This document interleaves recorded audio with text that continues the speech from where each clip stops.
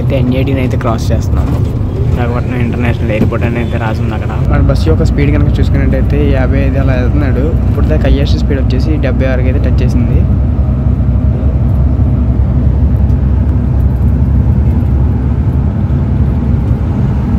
So guys మనమైతే లోపలికి అయితే వచ్చేసాం. మన బస్సు అయితే స్టార్ట్ అయిపోయింది, చూస్తున్నారు కదా.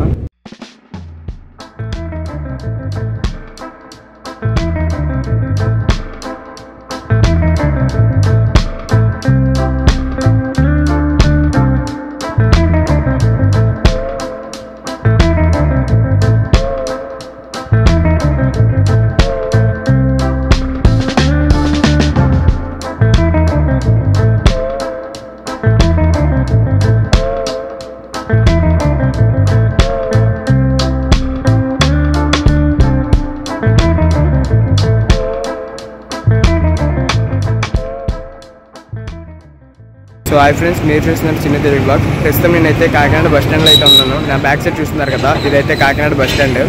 ఈరోజు వచ్చేసి మనం కాకినాడ నుండి వైజాగ్ అయితే ట్రావెల్ చేయబోతున్నాం. అది కూడా ఇందిరా బస్సులో అయితే ట్రావెల్ చేయబోతున్నాం. సో ఇప్పుడు దాకా మనం అయితే ఓన్లీ ట్రైన్ జర్నీస్ అయితే చేసాము. ఇదైతే మన ఫస్ట్ బ్లాగ్ బస్ జర్నీ. ఇది మన ఛానల్ ఎవరైనా ఫస్ట్ టైం చూసినట్టయితే సబ్స్క్రైబ్ అయితే చేసుకోండి. సో ఇంకా లోపలికి వెళ్ళి మిగతా డీటెయిల్స్ అన్ని మాట్లాడుకుందాం పదండి. సో ఇదిగో మీరు చూస్తున్నారు కదా, ఇదే Kakinada bus stand out view. అయితే నేనైతే లోపలికి అయితే ఎంటర్ అయిపోతున్నాను. లోపల రాగానే మనకి ఇటు పక్క అయితే బుకింగ్ ఆఫీస్ అయితే ఉంది, అండ్ ఇటు వచ్చేసి ఎంక్వైరీ కౌంటర్ అయితే ఉంది.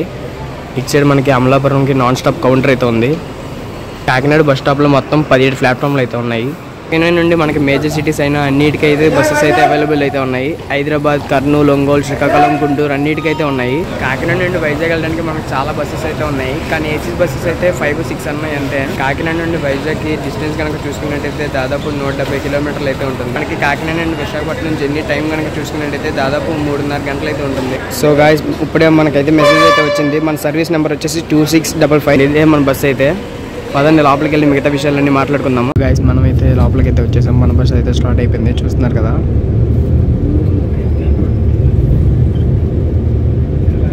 కాకినాడ నుండి బయలుదేరాక మన ఫస్ట్ స్టాప్ అయితే సర్పవరంలో అయితే ఉంటుంది. కాకినాడ నుండి వీడియో ఎవరైనా చూసినట్టయితే కింద కామెంట్లు అయితే చెప్పండి.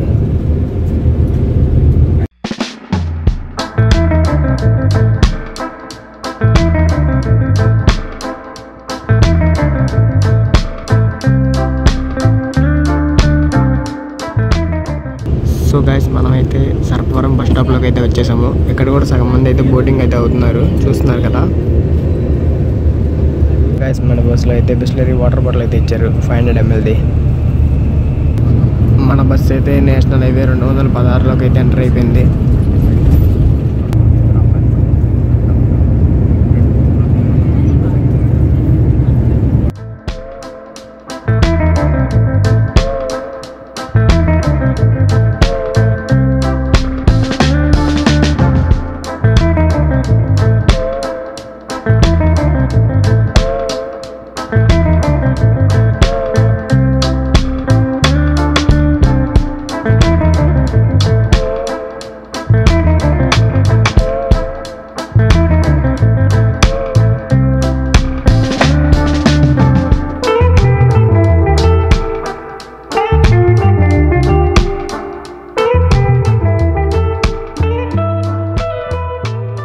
ఈ టికెట్ కాస్ట్ వచ్చేసి 340 రూపాయలు అయితే పడింది కాకినాడ నుండి విశాఖపట్నం వరకు.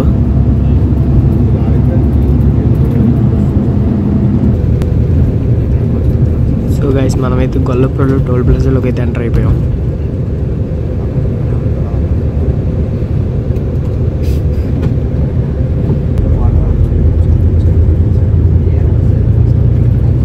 మన బస్సు యొక్క స్పీడ్ కనుక చూసుకున్నట్టయితే 55 అలా వెళ్తున్నాడు. ఇప్పుడు దాకా హైయెస్ట్ స్పీడ్ వచ్చేసి 76 అయితే టచ్ చేసింది.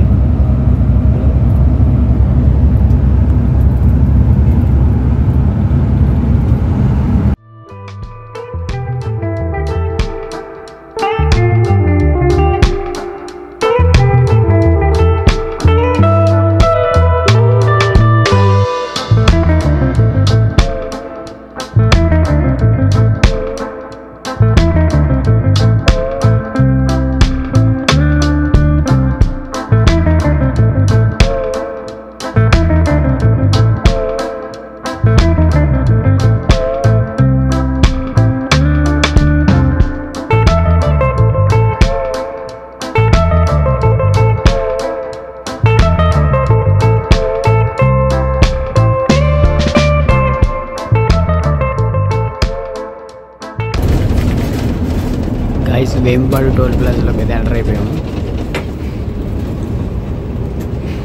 ఇక్కడ కనుక టోల్ కనుక చూసుకున్నట్టయితే 170 రూపాయలు అయితే పడుతుంది.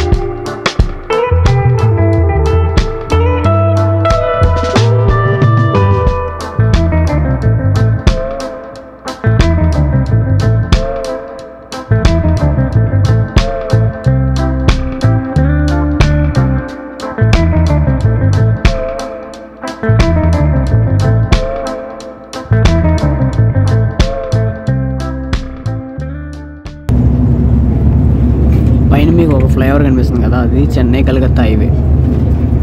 మొత్తం లారీలు మొత్తం ఆపేసాడు మోడీ వస్తున్నారని చెప్పి. మమ్మల్ని ఇప్పుడు ఆపేస్తారో లేదో ఏంటో తెలియదు. మరి ఏమైనా సరే మీకైతే ఇన్ఫర్మేషన్ అయితే ఇస్తాను. మధ్యలపాలెం వైపు నుండి వెళ్ళనివ్వట్లేదని చెప్తున్నారు. మరి చూద్దాం మనం ఇటు వెళ్తాం ఏంటి అనేది. ఇక్కడ నుండి వైజాగ్ ఇంకా 35 కిలోమీటర్స్ అయితే ఉంది.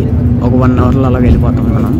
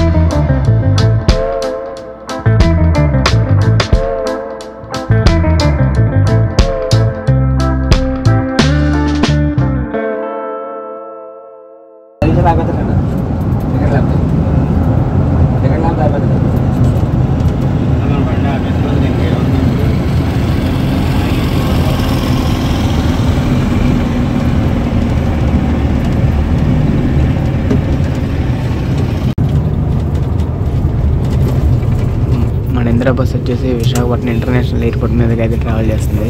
అదిగోండి అది ఎయిర్పోర్ట్ ఎంట్రన్స్. మనమైతే ఎన్ఏడిని అయితే క్రాస్ చేస్తున్నాము. NAD flyover.